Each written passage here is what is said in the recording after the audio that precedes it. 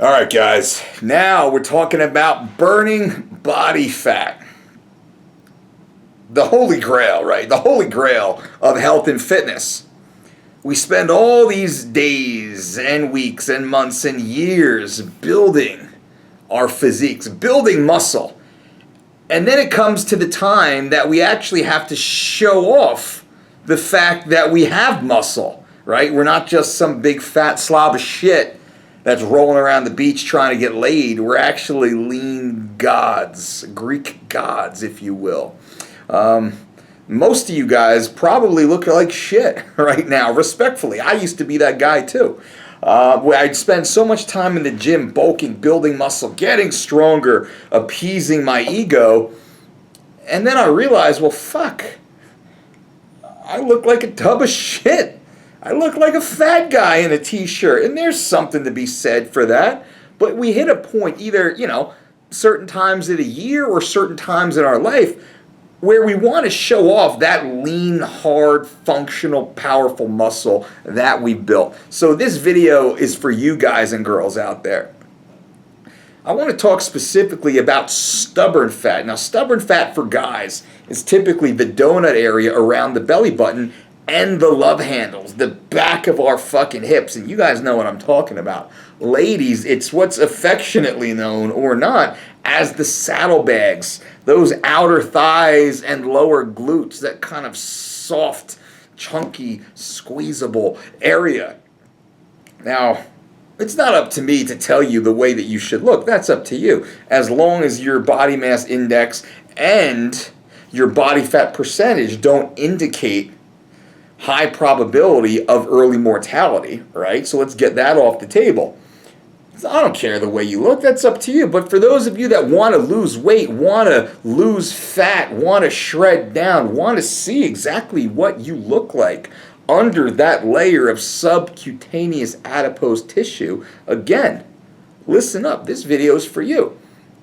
Now, body fat is notoriously difficult to burn. A lot of times, people simply live a lifestyle contrary to losing body fat. They say, hey, I want to lose weight. I'm leaning out. I'm cutting up. I'm shredding. Now's the season. And they don't do anything. They're eating a caloric surplus. They're lifting with weights, but not very intensely. They're being haphazard with their cardiovascular exercise. They're not resting properly. They're not sleeping deeply. They're not minimizing external stressors in their life. So they're not setting themselves up to succeed. And I want to touch a few points briefly and then go a little bit deeper into one specific point that'll have a dramatic result. Now, sleep.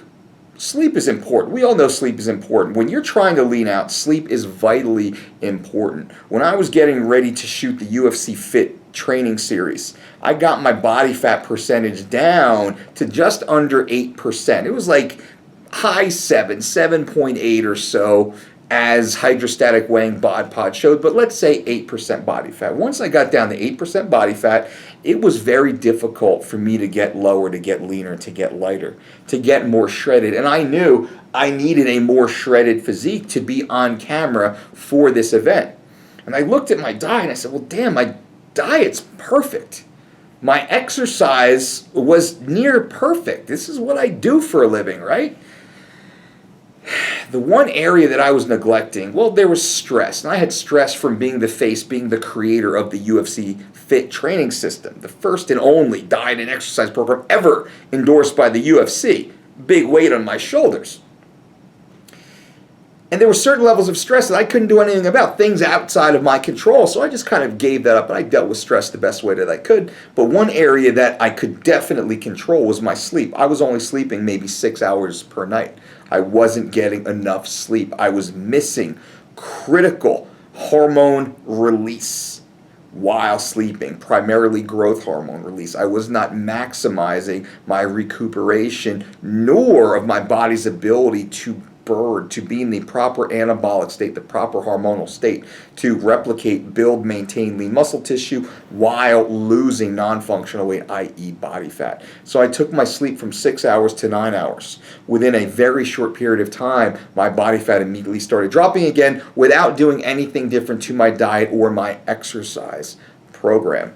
And then if you can see up there, that's a quick shot of UFC Fit, where I was in fact down at 5%, about 5.5% body fat during that time period. Insane. And I held very low single digit, mid-single digit body fat percent for almost 3 months during the press tour, and probably fucked myself up for a little bit. It took me about a year or so to really find my metabolism again.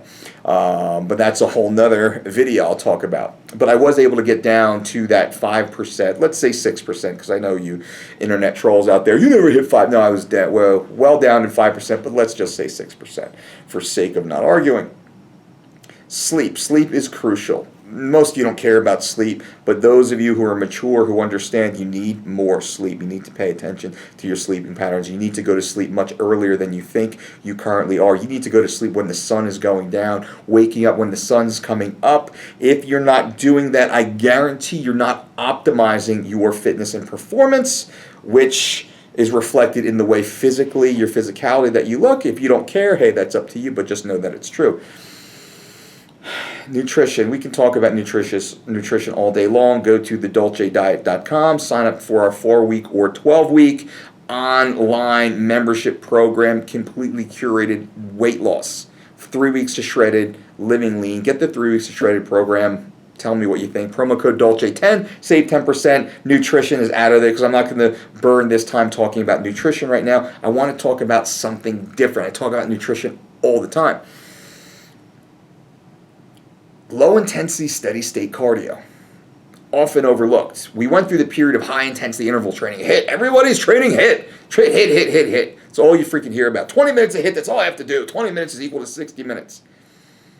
Well, when it comes to preserving muscle mass and when it comes to reducing stubborn body fat, stored body fat, low intensity, steady state cardiovascular exercise in a fasted state is optimal. It is ideal. It is preferred. And we've been proving it here at the Dolce Diet and Fitness Center to be the most effective form of exercise, non-resistance bearing exercise for fat loss. Now, why is this? Well, fat loss is a difficult, very complex equation. And I'm going to make it simple for you guys right now. First, we want to make sure that we're optimizing our micronutrient intake so we have no deficiencies. Okay, let's say that we're optimized, no micronutrient deficiencies. Boom, we're going to push that out of the way. We're going to say our hormones are all well balanced. We are a healthy human being. We've had our blood work done. We've sat with our doctor, our primary care physician, our endocrinologist if necessary. We are healthy. Everything is optimized exactly where it needs to be. Boom, we push that off the list. Now we look into our total caloric intake as compared to our body mass, or not body mass index, our basal metabolic rate, the amount of calories we burn at rest, while adding into our total caloric expenditure. How many calories am I burning throughout the day on each individual day, not globally, not looking at a week at a time, but each day at a time. In the Dolce Diet, we break that down into blocks of 2 to 4 hours to really make sure we're optimizing these feeding windows.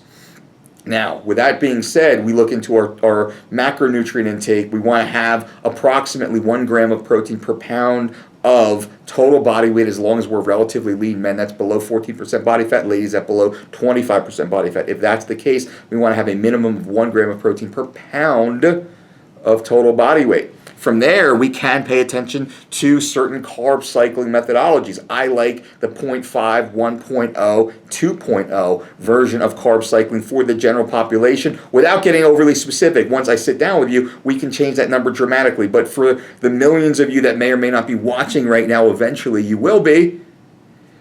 Take your body weight, that's the base, that's your medium day. So 220 pounds, 220 grams of carbohydrates per day. My low day is half my body weight approximately. That's approximately 120 or 110 grams of carbs per day. I stick at 120 per day. My high day is double my body weight. That's 440 grams of carbohydrates per day. I would start my carb cycle low, medium, high, low, medium, high, low, medium, high. I'd go through 3 cycles like that. And I would look in the mirror. I would look at my performance. I would look at the scale. Also, I'm fortunate to have an InBody 770 behind me, so I can actually tell what my total body fat percentage is. If I see I'm not losing weight, not losing fat in the way that I want to, I'm going to go to 2 low days, 1 medium day, 1 high day. If that's not working, I'm going to go 2 low, 2 medium, 1 high. I'm not going to add too many high days. Now, I might take my high day, my 2 times day, and I might change that to 1.5. I prefer that higher refeed day. Now, keep that in mind, and then we take that and we look into our total caloric intake as compared to our BMR plus our expenditure, and we make sure that we're eating approximately our total intake of what we need. With a 300 calorie surplus, we look to build our surplus based upon our activity. So we're not looking to go into a caloric deficiency through calorie reduction. We look to create our deficiencies through energy exertion. I'm trying to feed myself into weight loss. I'm trying to almost increase calories while I'm losing weight by increasing activity. I'm not trying to drop calories while maintaining activity, nor drop calories while dropping activity. I'm trying to increase activity, which allows me to increase calories, just not to the point that I'm falling back into a surplus. That allows us to replicate muscle tissue and lower total body fat percentage.